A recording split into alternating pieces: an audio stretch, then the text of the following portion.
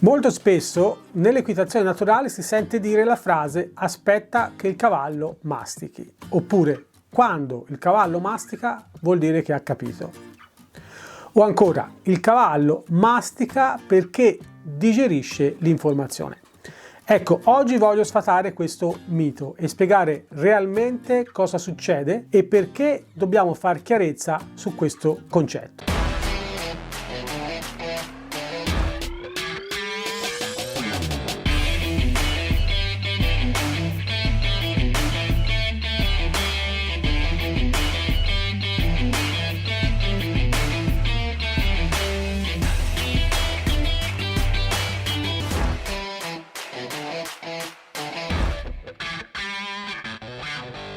Quando ho cominciato a studiare l'equitazione naturale anni fa, una delle prime cose che mi fu detto fu la pressione motiva ma il rilascio che insegna. E la seconda cosa che mi fu detto fu aspetta che il cavallo mastichi perché ciò significa che ha capito. Andando avanti negli anni poi ho cominciato ad appassionarmi alle ricerche scientifiche che cercavano di analizzare la comunicazione uomo-cavallo per andare a dare una spiegazione a quelle tecniche di addestramento apprese in maniera empirica per tentativi dai vari horsemen della storia. Quello che mi affascina di più in questi casi è vedere quante volte la ricerca scientifica ha dato una spiegazione svelando la magia, il segreto di qualcosa che in realtà alcuni uomini conoscevano già, usavano tutti i giorni come parte del loro bagaglio culturale, ma senza conoscerne le dinamiche che ci stavano dietro. Ne è un esempio il cavallo che mastica quando ha capito.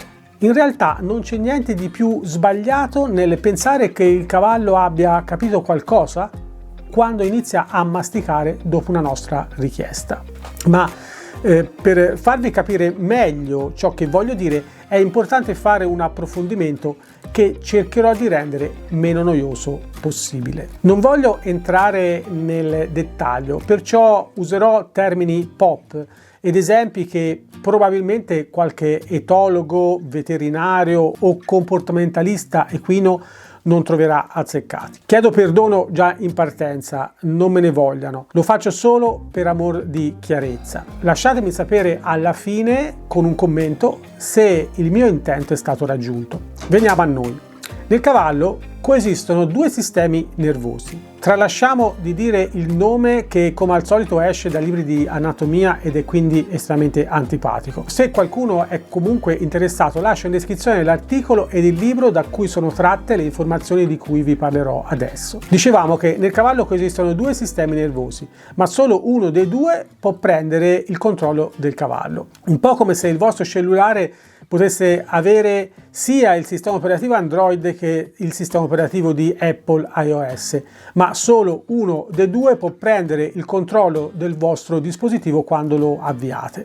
La ricerca scientifica ha stabilito che nel cavallo, quando siamo in presenza di uno stimolo esterno di minaccia, entra in funzione il sistema nervoso che chiameremo M, che sta per minaccia, ed in caso di assenza di minaccia, quindi di riposo, entra in funzione il sistema nervoso R, che sta per riposo. È stato inoltre dimostrato che il sistema nervoso R si occupa tra le altre cose anche di funzioni come lo sbattere delle palpebre e la deglutizione. D'altro canto, invece, il sistema nervoso M, che si occupa di gestire le emergenze, ha tra le sue prerogative quella di aumentare il livello di attenzione, acutizzando tutti i sensi, spalancando gli occhi e drizzando le orecchie, preparando i muscoli all'azione, mettendoli in tensione, aumentando il battito cardiaco e di conseguenza la pressione arteriosa e mille altre cose. È per questo che se osserviamo un cavallo spaventato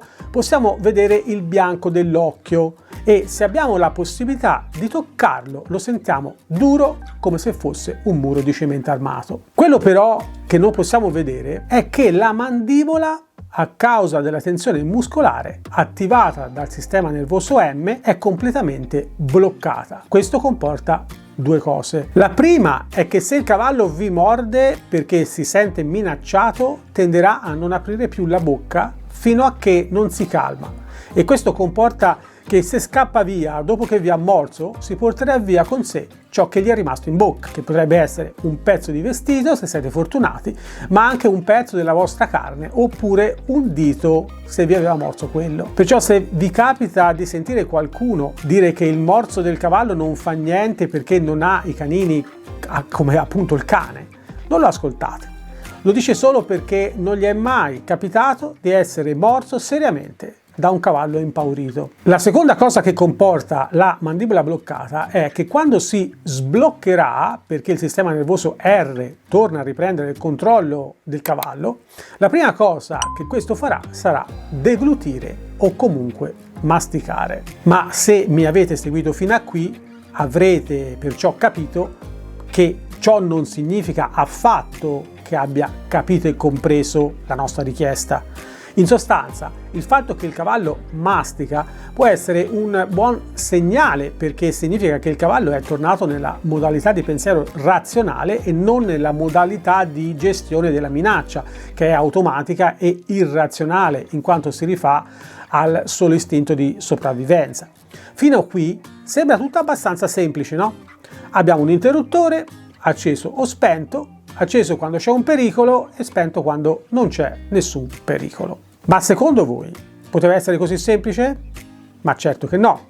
Circa 20 anni fa uno scienziato dell'Università dell'Indiana di nome Stephen Porges ha scoperto che la corretta rappresentazione non è quella di un solo interruttore on-off, ma più verosimilmente di 3 manopole del volume, o se preferite 3 interruttori dimmerabili che ci permettono di cambiare l'intensità della luce, dove i primi 2 rappresentano i 2 sistemi nervosi M ed R, ed in terzo, il cui nome reale sarà un nome brutto come complesso vagale ventrale, che noi invece chiameremo moderatore, serve per modulare il passaggio tra 2 sistemi nervosi, in modo da permettere ad esempio al cavallo di giocare anche in maniera energica senza però andare nella modalità combatti o fuggi. Ma allora questo significa che la prossima volta non devo aspettare che il cavallo mastichi? No, significa solo che la cosa è molto più complessa di come sembra e che tutti i segnali che il nostro cavallo ci dà mentre lo muoviamo sono importanti se li sappiamo interpretare in maniera corretta. Se io chiedo qualcosa e metto troppa pressione e il cavallo va in panico, dovrò assolutamente aspettare che tutti i parametri mi indichino che è tornato lucido. Magari a volte non riesco a comprenderlo, ma se osservo gli occhi ed il masticare e il deglutire, potrò comprendere se devo ancora aspettare oppure se posso ripartire con la mia sessione di addestramento. Anche perché il cavallo a volte può entrare in una modalità combatti o fuggi verso l'interno e non verso l'esterno, bloccandosi e dando a volte l'impressione che se ne infischi della nostra richiesta e che sia a prova di bomba,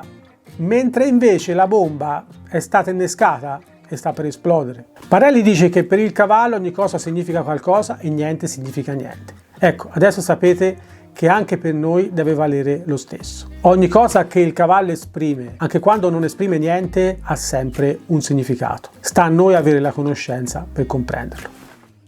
I met him on a sunny day in late July and everything turned upside down. I almost lost track of time as weeks went by. I couldn't get him off my mind. I told him I want that great love, like standing in the middle of a bonfire. You don't know how you got there, but you hold tight, knowing that you can't get burned.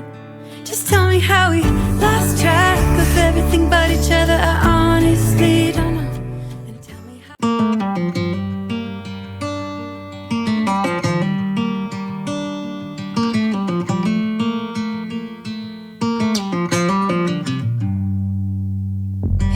Back to what used to be home, passing by those little towns I know so well, stopping for gas and then I'm behind the wheel again. Driving is like a spiritual cleanse, where every mile is a new beginning and every bend holds a new end. Eyes on the road, don't lose control, I'm speeding fast to chase my soul.